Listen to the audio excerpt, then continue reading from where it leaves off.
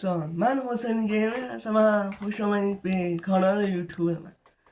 و امروز قرار تست کنیم مانیتور قدیمی که ببینیم کار میکنه یا نه. بریم شروع کنیم.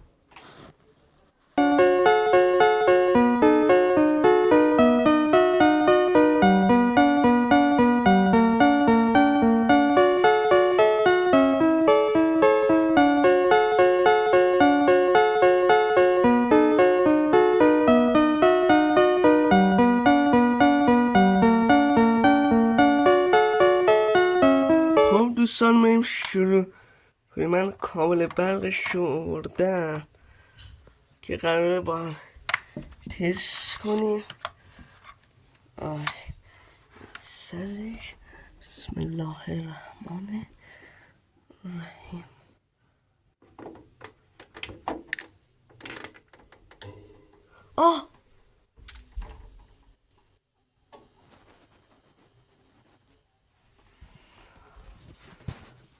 کار شد بچه، باورم نمیشه کار شد. نگاه کنین تصویرش روشن شده، اینم روشن شده و اینم خاموش میشه. اینم چیکار میکنه؟ این سفر رو نیاورد بچه. فکر کنم باید بزنم به این که خوبه ولی کار میکنه بچه. نگاه کنید سفر مال شما سبز لیمونی نشون میده و این کابله رو نشون میده که میگه که این کابله هنوز به که سه وصلش نکنیم.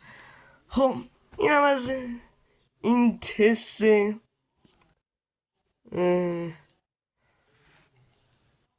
مانیتور قدیمی که ببینیم که تا این اصلا خیلی سخته، خیلی سال استفاده امروز استفادهش کردیم. صدایی داره اشکالی نداره. خب اینم خاموش روشنشه دیگه. اینم از این میزنین خاموش میشه، باز میزنین روشن میشه.